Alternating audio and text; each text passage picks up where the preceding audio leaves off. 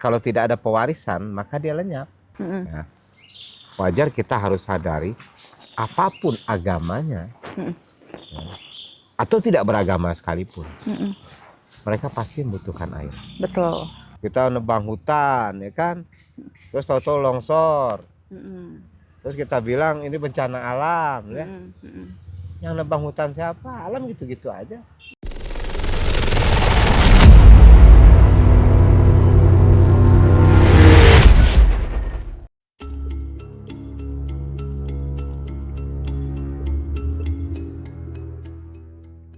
Halo Datuk Monty, apa kabar pada hari ini? Gimana kabarnya? Alhamdulillah baik. Nah, pada kesempatan hari ini saya Frida Amurta selaku dari tim Badur ingin mewawancara yang mulia Datuk Monty perihal mengenai generasi anak muda yang sudah melupakan adat budayanya mereka. Bisakah yang mulia Datuk Monty menjelaskan sedikit mengapa anak zaman sekarang itu sudah lupa akan tradisi tersebut? Ya, terima kasih ya. Ya. Mungkin secara pembahasan kalau lupa berarti dia pernah ada. Ya kan, ada sesuatu yang bisa diingat atau dilupa, suatu hal. Persoalan tradisi atau adat itu anak-anak muda sebenarnya bukan lupa berarti ya? Bukan lupa, tetapi mungkin tidak adanya pewarisan dari para tetua-tetua adatnya kepada generasi mudanya. Oh, berarti jadi maksudnya sesepuh-sesepuh ini tidak mewariskan baik secara knowledge-nya atau ilmunya kepada generasi muda ini sehingga mereka tidak melanjutkan itu semua gitu maksudnya. Ya, akhirnya mereka melakukan sesuatu hal yang mereka anggap mungkin ini adalah disetujui oleh para pemangku adatnya. Itu anggapan anak muda gitu kan? Ya, betul. Karena kan tidak ada teguran, tidak ada krama, tidak ada pamali, kemali gitu kan.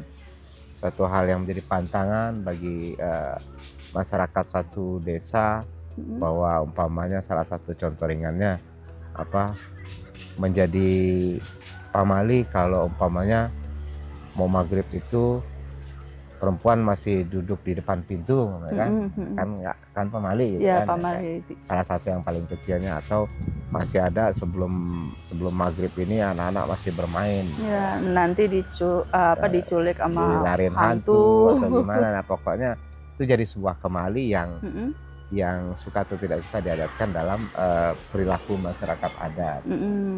Mungkin juga ketika bercocok tanam dia melihat perhitungan harinya. Kalau di sini mungkin ada Wiruge kan, atau tahun Caka kalau di Sunda, tahun Saka Wariga gitu itu kan. ya. Nah, Oke. tahun musim ya, perhitungan tahun ya, perhitungan kalender. Kalender ini Sasak ya. Nah, jadi ini kan kalau tidak ada pewarisan maka dia lenyap.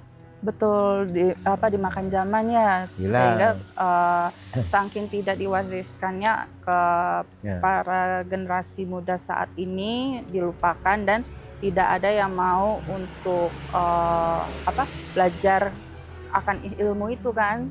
Ya, memang bukan ketidakmauan. Ya. Artinya karena tiap-tiap masyarakat adat juga tidak menerapkan krama adatnya sendiri di desa tersebut.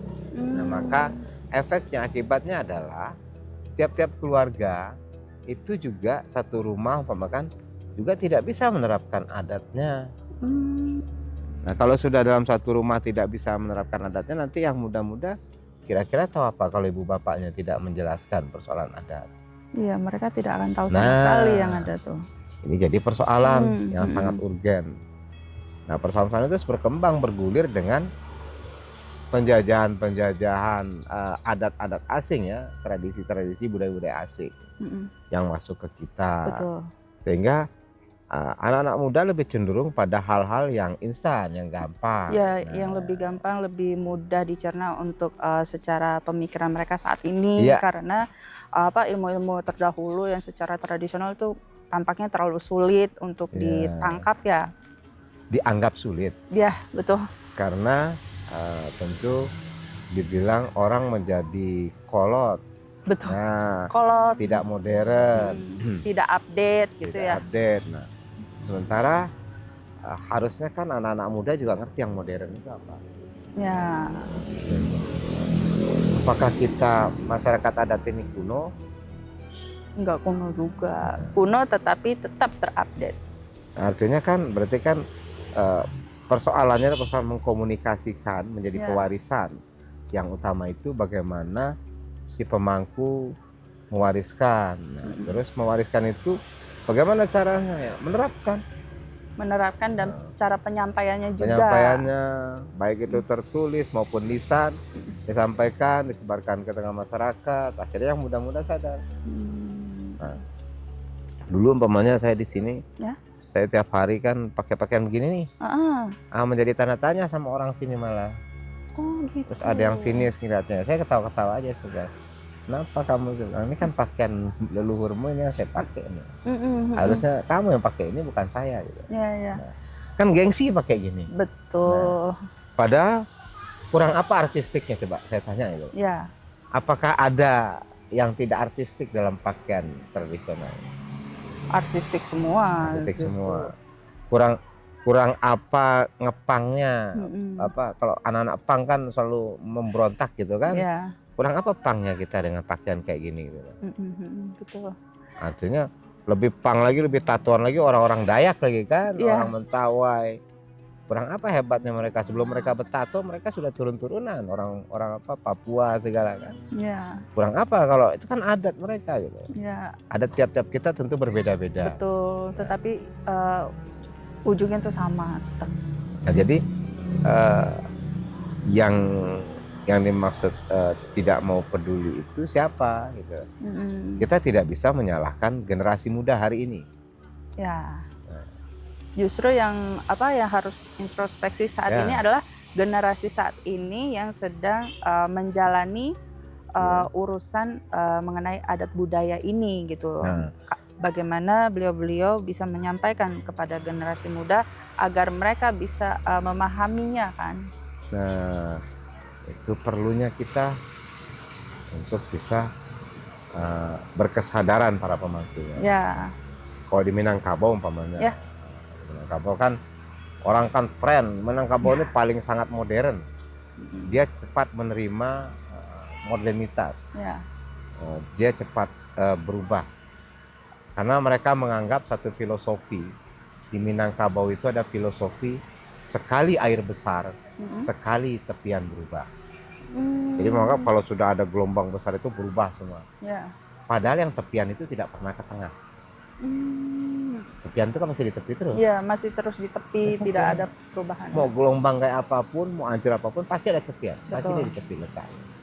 Nah, menyadari filosofi-filosofi ini menjadi sebuah bantahan bagi orang-orang merasa modernitas, merasa berhak untuk merubah, merasa yakin merubah, dan akhirnya kehilangan jati diri. Jadi kenapa kehilangan jati diri? Karena ya merasa setiap perubahan zaman itu harus berubah. Harus jadi ksatria baja hitam kan, berubah gitu kan. Kan ya kan? Betul. Nah, kita kan dicekokin itu. Nah, ditambah lagi dengan konsumtif ya. Pola-pola konsumtif. Akhirnya muncullah filosofi yang paling keren hari ini kan lewat film anak-anak. Betul. Kamu tahu film anak-anaknya apa? Banyak sekali sih film anak-anak filosofi yang paling sangat konsumeris itu. Tahu? Saya lupa itu film anak-anaknya itu yang mulia. Tapi saya pernah. Filmnya gini nyanyinya. Aku ingin begini, aku ingin begitu. Doraemon. Kita tidak tahu kalau anak-anak kita dicekokin itu. Ya, betul. Tidak menyadari Kita Padahal tuh itu munculkan. kalimat sebagai penyampai pesan juga ya dari lagu itu Ada sendiri. message-nya, ada pesannya. Ya. Kan nggak sadar kan? Betul, betul. Ternyata kita digiring untuk punya banyak keinginan. Ya, ya. Keinginan itu harus dipenuhi. Jadinya idealis gitu ya. Dipenuhi dengan kantong ajaib. Ternyata ATM kan. Kantong ajaibnya ya, itu ya ATM itu sendiri, Ya, kayak uang gitu itu kan. sendiri. Akhirnya berpikir bagaimana memenuhi kebutuhan keinginan. Bersyukur kalau keinginannya baik. Kalau keinginannya konsumtif kan repot. Ya, terus berulang. Kalimat-kalimat inilah yang film-film juga menuntun. Nah, sehingga anak-anak ini dari kecil begitu mereka remaja ya gagap. Jadi terus kita menyalahkan, wah anak muda sekarang tidak tahu adat. Loh, saya tidak pernah menyalahkan mereka, yang salah saya. Kok di Minangkabau kalau ponakan apa kaum saya tidak tahu di adatnya, saya salah. Pokoknya saya menerapkan, sudah saya terapkan terus mereka tidak mau memakaikannya, ya saya tidak mau juga dipersalahkan gitu ya. Ya, yang penting saya sudah menyampaikan dengan cara saya. Bukan hanya menyampaikan, kita melakukan revolusi kan, mengembalikan kembali. Ya, berevolusi. Nah, mengembalikan kembali bahwa itu siklus. Ya. Siklus kalau dimulai dari A, dia akan kembali pada A. Seperti angka dimulai dari 1, diakhiri dengan 0. Ya. Dia akan pengulangan 11 1 dengan 1, 12 1 dengan 2. Betul. Nah, pengulangan terus. Betul. Nah, pengulangan ini harusnya kan dipikir oleh anak sekarang bukan tidak maju, tapi maju. Adat itu bukan tidak praktis, bukan lambat, ya kan? Tetapi dia sudah punya aturan. Orang hari ini juga diatur, namanya undang-undang. Ya, undang-undang yang pemerintah yang sudah ya, kan? dibuat. Artinya kenapa kalian lebih patuh sama negara yang harusnya kita sadar mereka baru lahir kemarin gitu. Ya, itu kan apa istilah kata baru ya yang mulia, karena kan adat itu sendiri sudah ada lama, ribuan tahun yang lalu gitu. Ini jadi persoalan seharusnya buat para pemangku juga menyadari, jangan pemangku itu juga melakukan, pemangku adat, raja, sultan melakukan sesuatu itu hanya untuk sebuah kirap, untuk acara-acara seremonial, bukan itu. Tetapi keseharian dan mengajak masyarakatnya untuk kembali menghidupkan krama. Karena krama ini kan berasal dari kata karim, mulia. Yang maha mulia tuh Khalik, yang pencipta. Karim, karomah, kan sering dengar karomah kan? Sering. Keramat ya kan? Betul. Nah, kiromah, jadi krama. Oh, krama. Memakai kalimat kata krama itu sendiri ya? Krama itu adalah untuk memuliakan. Kan bagus kita memakai adat yang sangat memuliakan. Betul. Karena tujuan daripada kebudayaan itu adalah memuliakan yang maha mulia. Memuliakan yang maha mulia berarti memuliakan pencipta itu sendiri ya? Iya. Apapun ada. Apapun caranya. Sebutan bagi mereka yang maha mulia, mereka siapa? Kayak sang yang tunggal gitu kan ya? Terserah mereka menamakannya apa. Nah, dalam perspektif, jadi krama ini menjadi sebuah tuntunan yang menerjemahkan hubungan makhluk dengan sang pencipta. Antara sesama makhluk dengan sang pencipta itu sendiri ya. Karena nanti bagaimana bisa begitu, bisa sama-sama? Maka sebelumnya ada hubungan makhluk dengan makhluk. Ya. Nah, manusia dengan manusia, manusia dengan alamnya. Makanya ada krama-krama, ada kegiatan-kegiatan, kegiatan pemain kayak ngayu-ayu ya kan? Ya betul. Ada berbiji tawar ya kan, untuk bibit ya kan? Ada apa?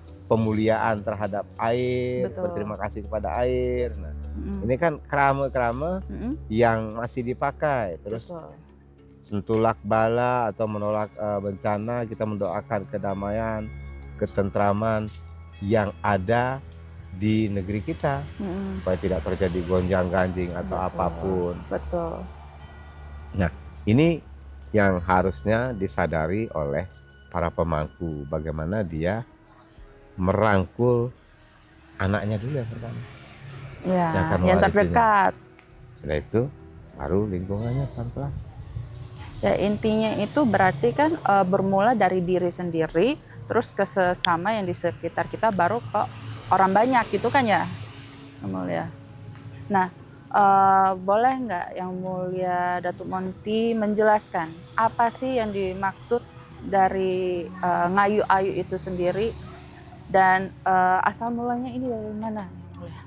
Ya ini kan warisan ya. Ya. Warisan leluhur. Artinya cara mereka bersyukur. Ini kan tasakuran bumi seharusnya. Kalau kita namakan bahasa lainnya ya. Ya. Artinya bagaimana mereka melakukan bersyukur. Rasa bersyukur kita kepada alam. Tuh. Mensyukuri apa sih yang paling menjadi kunci kepada kehidupan manusia? Betul. Kan air. Air. Maka air menjadi salah satu media atau menjadi salah satu hal yang paling penting yang diciptakan oleh Yang Maha untuk menjadikan sumber kehidupan bagi manusia. Ya, karena dan bagi seluruh makhluk, tumbuhan, binatang. Betul. Butuh air ternyata. Iya, karena kita manusia, tanaman, tumbuh-tumbuhan itu, bahkan para binatang itu sendiri pun juga membutuhkan air, karena kan berapa persen di dalam tubuh kita itu kan kebanyakan air ya, Yang Mulia. Gitu. Bumi ini juga 23-nya air ya. Ya, betul. Nah, makanya wajar. Ya, wajar kita harus sadari apapun agamanya, ya, atau tidak beragama sekalipun, mereka pasti membutuhkan air. Betul. Makanya orang menyebutnya ada agama tirta. Betul. Terus ada air suci. Betul. Ada orang Kristiani mungkin kan? Ya. Terus ada air yang di Bethlehem atau di Israel sana ya kan? Yerusalem. Di Yerusalem. Nah, artinya air jadi suatu peradaban awal menjadi sumber hidup manusia. Ya, betul. Nah, jadi bagaimana orang membangun peradaban air waktu dulu? Kenapa air jadi utama? Nah, karena air yang memberikan kehidupan lanjutan kepada tumbuh-tumbuhan, binatang, dan manusia itu. Kepada banyak makhluk ya. Nah, air juga mengandung H2O, berarti ada oksigennya juga selain hidro. Dan air juga bermanfaat sampai hari ini menjadi listrik, menjadi lain-lainnya. Betul. Terus kita tidak menghormati air, apa rasa terima kasih kita kepada air? Ya, berarti ini kan seperti rasa syukur kita kepada elemen air itu sendiri ya, Yang Mulia. Nah, yang saya ingin tahu, saat ini kan ingin diadakannya acara Ngayu Ayu ya, sebentar lagi Yang Mulia. Saat ini adalah H-1-nya. Yang Mulia sudah begitu banyak melihat acara Ngayu Ayu ini kan sangat banyak ya. Dan gimana tanggapan dan kesan dan pesannya Yang Mulia Datuk Monty ini terhadap acara Ngayu Ayu? Saya sangat menghormati orang-orang yang menghormati kebudayaan, tradisinya, dan itu juga sebagai penghormatan mereka terhadap jati dirinya. Ini yang saya hormati itu. Saya bersedia hadir itu karena menghormati mereka, karena mereka memuliakan yang patut dimuliakan. Jadi caranya mereka Ngayu Ayu. Ada proses pengambilan air dari tempat beberapa titik mata air. 13 titik mata air. Yang ada di seputaran Jani atau di bawah Jani.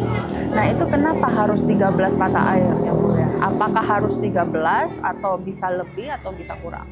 Enggak, itu sudah ditetapkan oleh mereka karena ada 13 sumber mata air yang utama di sana. Oh, gitu. Jadi itu cara mereka mensyukuri karunia ilahi itu untuk hal seperti itu. Nah, tinggal kita bagaimana memanfaatkannya. Memanfaatkannya untuk bisa hidup berkelanjutan. Nah, hari ini kita akan masuk kepada musim kemarau. Ya, betul. musim kemarau ini otomatis orang akan berkeluh kesah soal Ya, air. karena kekurangan banyak air Nah. gitu. Karena sulitnya mendapatkan air itu sendiri gitu. Nah, makanya nanti juga kalau orang kekeringan, orang Islam ngajarnya istisqa, sholat minta hujan dan lain-lain. Ya, betul. Kayak begitu. Cuma kita kan juga heran juga kalau ada orang menyatakan acara ngayu-ayu ini musyrik, syirik gitu. Orang bersyukur dengan cara mereka, ya biarkan saja. Kenapa kita harus menuduh orang musyrik, orang syirik gitu? Apa mereka jamin mereka tidak musyrik?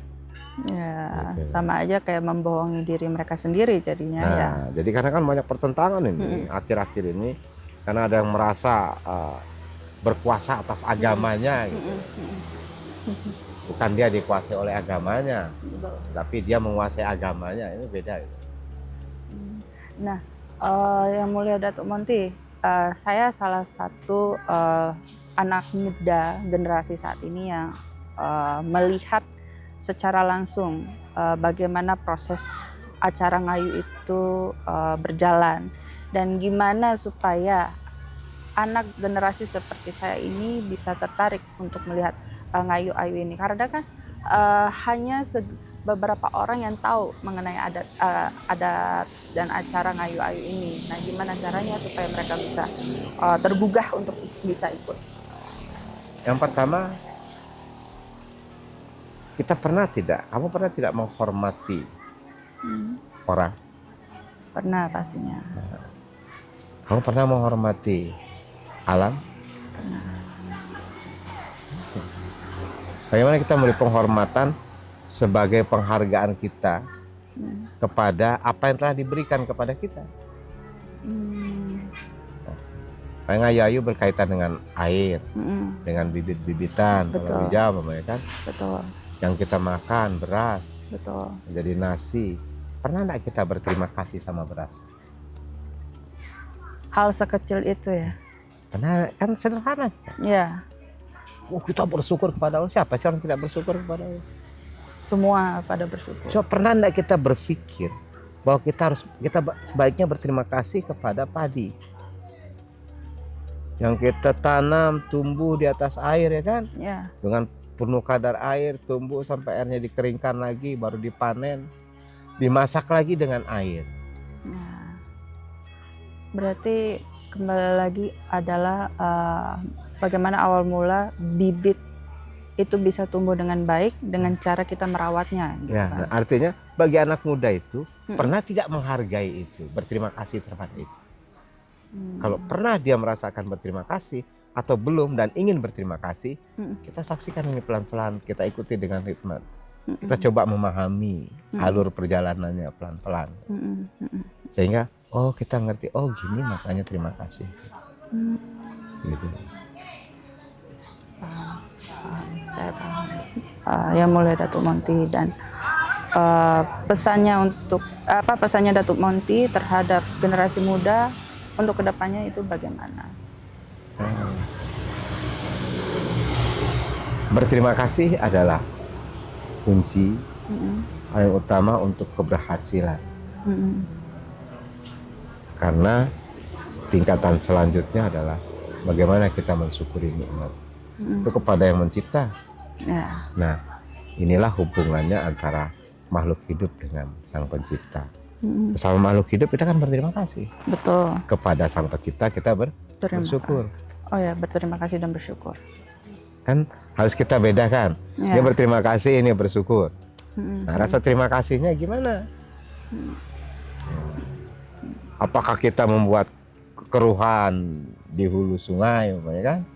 Atau di sumber-sumber mata air? Enggak. Nah, kan?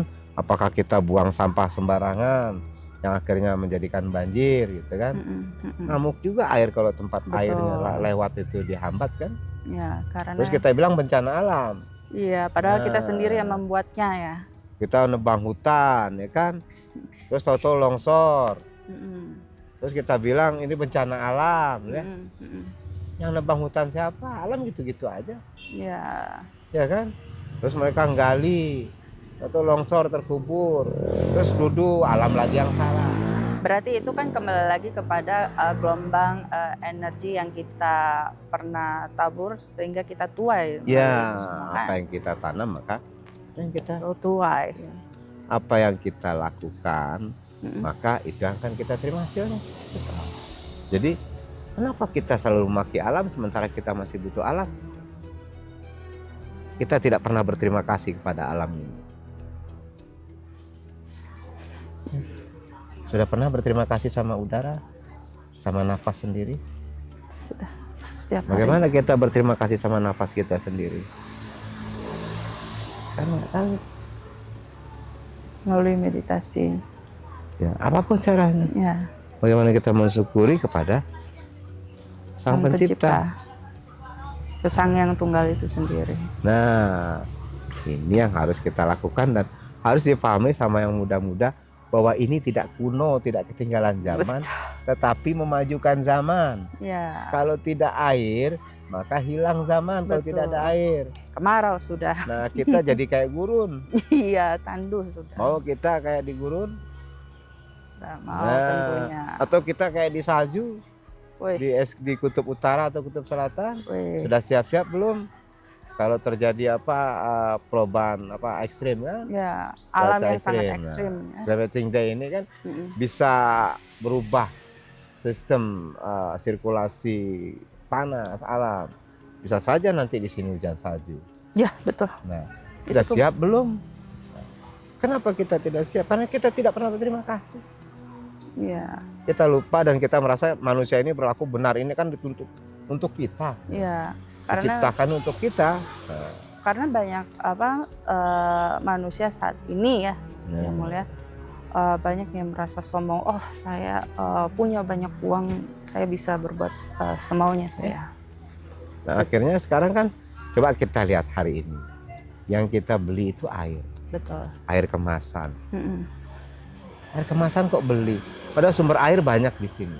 Ya. Kita masih berterima kasih yang gimana? Kan salah terima kasih kita. Ya. Kenapa kita tidak memanfaatkan air itu untuk kita? Nah, inilah caranya ngayu-ayu dilakukan. Berterima kasih kepada alam dan bersyukur kepada Sang Pencipta. Yang muda-muda harus memahami ini pelan-pelan. Ya. Biar dibilang modern itu ngerti adatnya, ngerti tradisinya, ngerti jati dirinya. Bahwa dalam tubuhmu itu sudah diadatkan. Ya. Bahwa adat itu kalau digerakkan tangan kanan ya bergeraklah ya. Nah, diadatkan berpakaian. Dulu pakaian seperti ini, terus kalau kita pakai sekarang apa tidak hebat? Memangnya kalian murah kain sarung kayak gini gitu? Tidak murah. Bang, itu murah enggak? Enggak sama sekali. Ternyata lebih mahal daripada jeans, daripada Levi's 501, 505 kan? Betul itu. Ini kita harus ngerti gitu. Oke. Baik, yang mulia. Dan sebelumnya terima kasih untuk pembicaraan pada hari ini yang mulia Datuk Monty. Saya sangat berterima kasih dan bersyukur bisa berbincang-bincang sebelum acara Ngayu Ayu ini berjalan. Terima kasih, Rahayu.